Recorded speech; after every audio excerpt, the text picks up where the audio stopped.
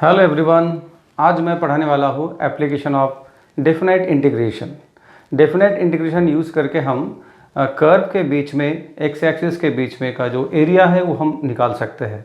Actually application में area और volume दोनों निकाल सकते हैं, लेकिन वॉल्यूम हमारे सिलेबस में नहीं है, तो हम एरिया निकालना सीखेंगे। कर्व, दो कर्व के बीच का एरिया, या कर्व और एक्स एक्सिस के बीच का एरिया, कोई कर्व और वाई एक्सिस के बीच का एरिया, ये सब हम डेफिनाइट इंटीग्रेशन से निकालना सीखेंगे।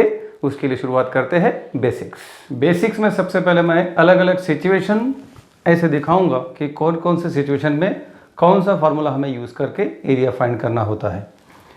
तो पहले केस में एक्स एक्सिस, वाई एक्सिस और ये कर्व आप देख सकते हैं y = f(x). इसमें मैं बाउंड्री बनाऊंगा। ये पहला है x = a और ये दूसरा x = b। और सपोज ये है वो एरिया जो हमें फाइंड करना है। तो पहले आपको ये समझना है कि ये जो एरिया है इसका जो स्प्रेड है, जो फैलाव है, वो एक्स एक्सिस की तरफ है ना। यहाँ से शुरुआत करके ऐसा ऐसा फैल रहा है। तो when the area is spread over along the x axis, तो उस समय में एरिया निकालने का फॉर्मूला कुछ ऐसा है। a = इंटीग्रेशन ऑफ, ये है लोअर लिमिट x = a, ये अपर लिमिट x = b। और फिर यहाँ पर जो कर्व है y = f(x), तो उसके लिए आपको लिखना है y dx।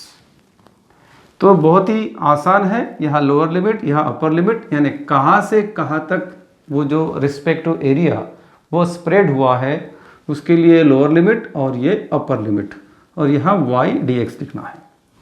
पैरेलली इसको ऐसा भी लिखा जा सकता है a to b, y ना लिखकर आप f(x) भी लिख सकते हैं। तो ये है इस सिचुएशन के लिए फॉर्मूला। इसमें एक बात ध्यान देने लायक ये है कि अगर किसी वजह से एरिया नेगेटिव आ जाए, बहुत बार होता है, कैलकुलेशन के बाद में पता चलता है कि एरिया -3 है, तो area can not be negative. उस केस में आपको उसका मॉड लेना चाहिए, -3 को +3 करना चाहिए। तो इसलिए आप इसको मॉड के हिसाब से समझ लेना कि this is the required area under the curve y = f(x), इसके नीचे between x = a and x = b above the x axis. So this is the area under the curve between x = a, x = b and above the x axis. ये formula आपने समझ लिया। आगे दूसरा situation देखते हैं। अब आप देखिए दूसरा सिचुएशन, ये मैंने फिगर बनाया। ये एक कर्व है, जैसे कि आप जानते हैं कि एक पैराबोला है, और सेकंड कर्व है ये स्ट्रेट लाइन। ठीक है, इसको हम सेकंड फंक्शन करके या सेकंड कर्व करके ट्रीट करेंगे। तो ये y = f(x). ये दोनों कर्व के बीच का जो एरिया है ये अब हमें फाइंड करना है। आप देख सकते हैं इतना ही पोर्शन। अब मेन बात है कि फिर से एक बार एरिया का स्प्रेड ओवर एक्स एक्सिस के तरफ है कि वाई एक्सिस के तरफ है वो देखना है। पिछले केस में एरिया एक्स एक्सिस के तरफ फैला हुआ था, इस केस में भी एरिया एक्स एक्सिस के तरफ फैला हुआ है। अभी मैंने वाई एक्सिस के तरफ अगर स्प्रेड हुआ है उसको क्या करने का है अभी तक मैंने बताया नहीं है। ठीक है, इस केस में एक्स एक्सिस के तरफ ही एरिया फैला हुआ है। तो आपको अभी बाउंड्री फाइंड करना पड़ेगा कि कहाँ से कहाँ तक। इस केस में बाउंड्री दिया हुआ है तो वो आपको निकालने की ज़रूरत नहीं पड़ती थी। यहाँ पर पिक्चर से दिखता तो है, लेकिन ये जो बाउंड्री है कहाँ से कहाँ तक ये आपको निकालना है। तो इस केस में ये पॉइंट आपको निकालना पड़ता है और ये पॉइंट निकालना पड़ता है। निकालने के बाद अगर आपने ऐसा लाइन ड्रॉ किया इधर, तो ये जो लाइन है ये है आपका लोअर लिमिट, यहाँ की जो करस्पॉन्डिंग x की वैल्यू है। अगर ये कोई भी वैल्यू c और d है, कि मैं बेटर इसको मैं p और q लिखता हूँ, इसको मैं r, s लिखता हूँ। तो ये जो x कोऑर्डिनेट है और ये जो x कोऑर्डिनेट है, तो ये है x = p और ये है x = r। तो ये लोअर लिमिट हो गया x = p, अपर लिमिट हो गया x = r। मतलब हमारा एरिया अब यहाँ से यहाँ तक x = p से लेकर x = r यहाँ तक फैला हुआ है। मगर पूरा एरिया नहीं है, हमें ये दोनों कर्व के बीच का एरिया फाइंड करना है। उसके लिए सिंपल सा लॉजिक क्या है, area under upper curve minus area under the lower curve. तो इस केस में आप एरिया ये लिखेंगे कि area under area under upper curve minus area under lower curve. तो ये फॉर्मूला है, ये है उसका कंसेप्ट। अब यहाँ पर फॉर्मूला डालना है कि area under upper curve, upper curve के नीचे का एरिया हम कैसे फाइंड करते थे, तो वो बन जाएगा इंटीग्रेशन ऑफ लोअर लिमिट क्या है p, अपर लिमिट r। अब ये अपर कर्व के लिए फंक्शन कौन सा है, y1 f1x, तो आप यहाँ पर y1 लिख सकते हैं dx। फिर ये माइनस इंटीग्रेशन ऑफ, अब ये जो लोअर कर्व है ये स्ट्रेट लाइन है, इसके लिए भी वही लिमिट है, लिमिट तो उसमें कोई चेंज है नहीं। तो यहाँ पर फिर से एक बार x इक्वल टू p से लेकर x इक्वल टू r। अब ये जो कर्व है इसको मैंने क्या नाम दिया है, y2 इक्वल टू f2x, मतलब यहाँ रहेगा y2 dx। बहुत ही आसान। इस केस में अगर कोई भी पार्ट नेगेटिव आए तो आपको उसको पॉजिटिव करना है, मतलब मॉड वाला वो जो इशू है वो तो आपको करना ही करना है। ये इंडिविजुअल मॉड आप समझ सकते हैं, या निकलने के बाद नेगेटिव आए तो भी उसको आप पॉजिटिव कर सकते हैं। तो वो तो समझने वाली बात है, एक बार बता दिया हो गया। तो otherwise in this case area under to curves required area is area under the upper curve minus area under the lower curve. ऊपर वाले कर्व के लिए वही फार्मूला यहाँ पर, उसके बाद माइनस नीचे वाले कर्व के लिए वही फार्मूला यहाँ पर। तो बहुत ही आसान कंसेप्ट है। ये है नेक्स्ट सिचुएशन।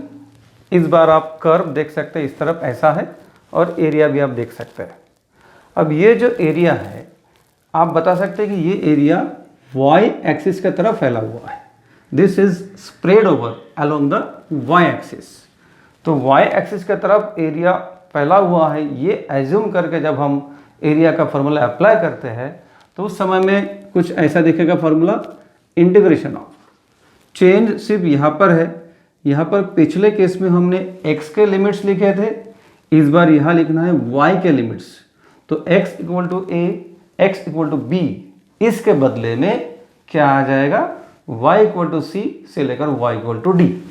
तो यहाँ पर ये मैं c और ये d लिखता हूँ, तो ये y की लिमिट, ठीक है ना, मैं वो लिखता हूँ कि y इक्वल टू c से लेकर y इक्वल टू d, ये y की लिमिट।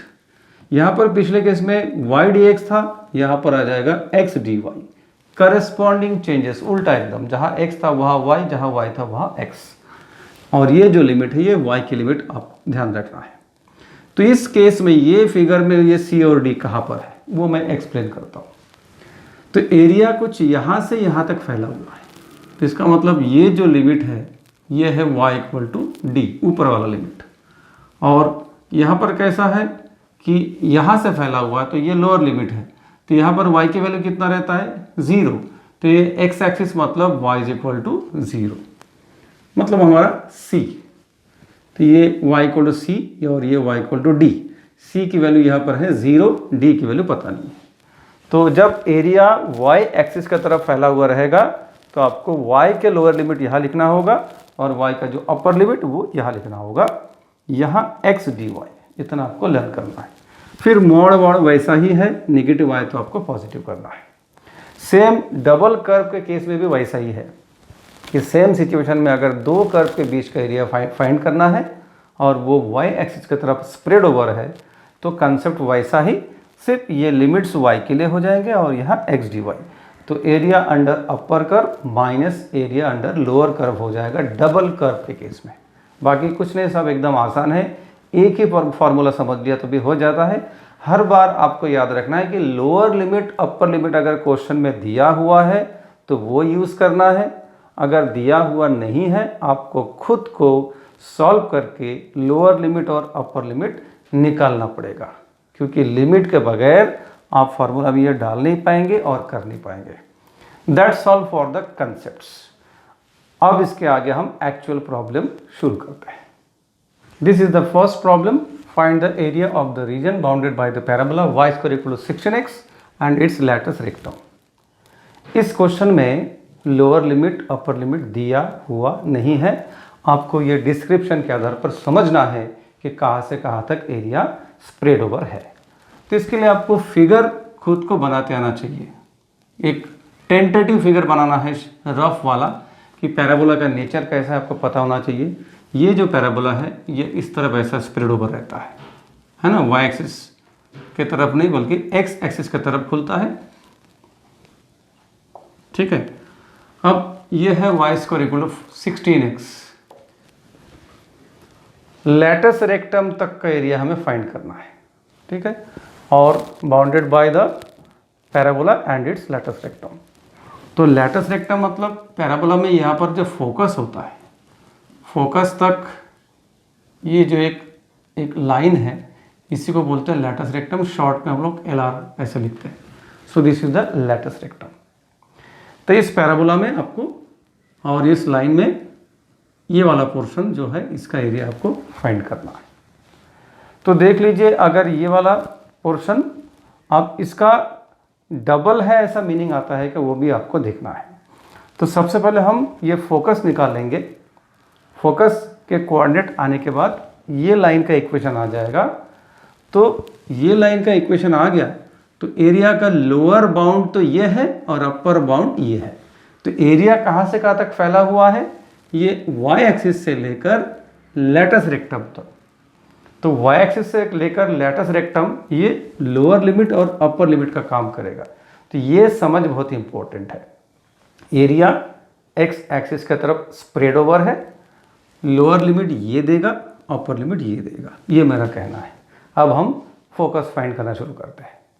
इस क्वेश्चन में और एक एडिशनल बात यह है कि area is bounded by the x axis ऐसा मेंशन किया हुआ नहीं है।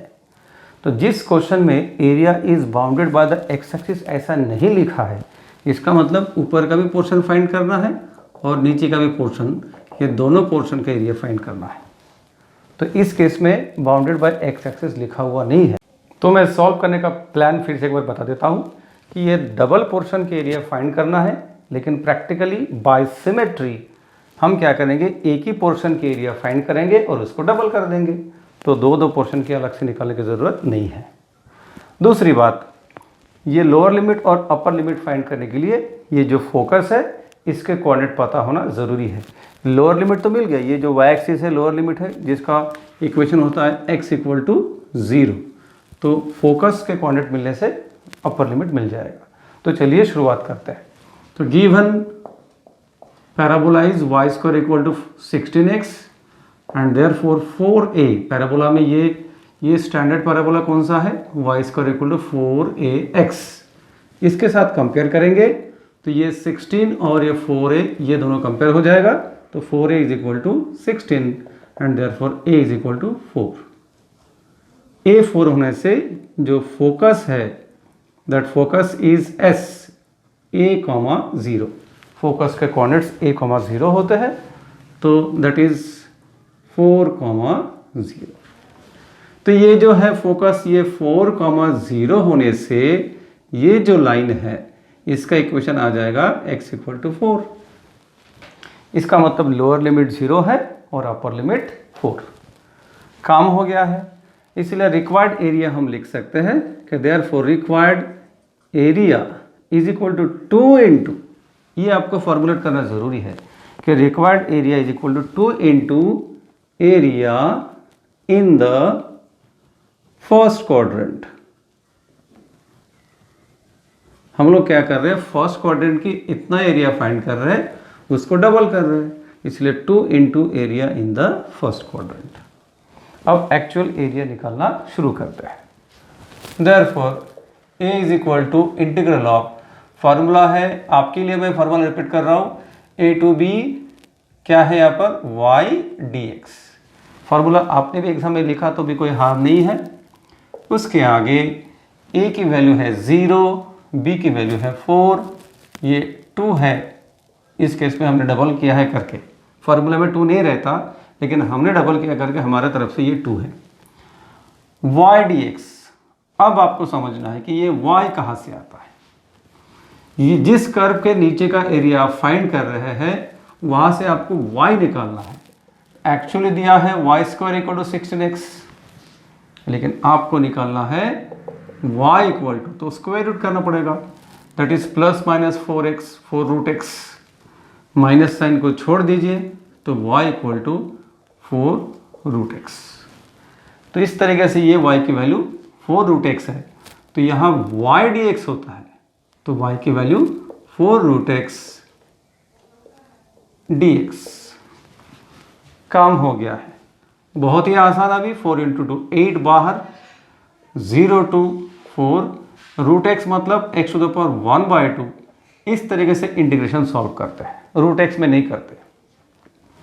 अब आगे 8 x टू द पावर 1/2 के लिए x to the power 3/2 divided by 3/2, limits from 0 to 4।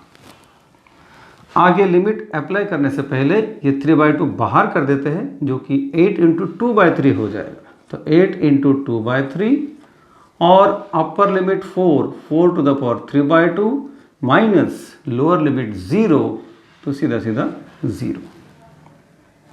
अब इसके आगे 8 टू द 16 डिवाइडेड बाय 3 बाहर आ गया।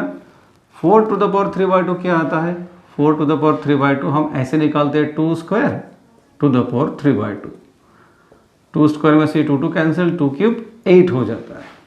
तो ये है 8 माइनस 0 8। तो ये है आपका answer 128 divided by 3 square units. This is the required answer. तो ये ऊपर का और नीचे का दोनों एरिया मिलाकर आ गया, क्योंकि हमने डबल किया है इसलिए दोनों एरिया आ चुका है। तो इस तरीके से ये बहुत ही आसान तरीके से आप सॉल्व कर सकते हैं। समझना बहुत ज़रूरी है, फिगर कभी कभी बनाना ज़रूरी होता है समझने के लिए। सेकेंड क्वेश्चन में find the area of the region bounded by the curve x square equal to 16y। पर ये कर्व क्या है? फिर से एक बार पैराबोला है। The lines y equal to 2, y equal to 6, मतलब इस बार लोअर लिमिट अपर लिमिट दिया गया है। And the y axis lying in the first quadrant. इस बार कहा गया है कि एरिया आपको सिर्फ फर्स्ट क्वाड्रेंट वाला ही निकालना है। तो ये सिचुएशन को सेटिस्फाई करके कौन सा फिगर आता है वो पहले हम देख लेते हैं। So you can see this is the figure for this problem. ये जो है curve x square equal to 4y, ये एक पैराबोला है। I will write here x square equal to 16y। तो पैराबोला अब ओपन होता है ऊपर की तरफ। ये दो लाइन है जो कि x एक्सिस को पैरेलल है, y equal to 2 and y equal to 6, जो कि आप देख सकते हैं। और y एक्सिस से बाउंड किया है वो भी बताया गया है, bounded by the y axis and area lies in the first quadrant, मतलब यही पोर्शन इसका आपको एरिया फाइंड करना है।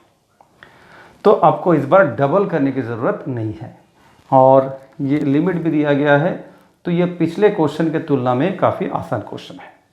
इस बार फार्मूला डायरेक्ट हम ऐसा शुरुआत कर सकते हैं कि required area is C2D x dy, क्योंकि इस बार एरिया का स्प्रेड ओवर वो y एक्सिस की तरफ है। इस कारण से उल्टा वाला फार्मूला जो मैंने नंबर 3 में दिया था, तो ये x dy।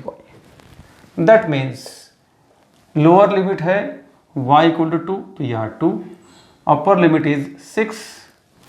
अब ये x की वैल्यू निकालने के लिए x square is 16y, therefore x will be 4 root y। इस तरीके से x के पॉजिटिव वैल्यू निकाल लेना, तो x के वैल्यू है 4 रूट y dy। एकदम आसान।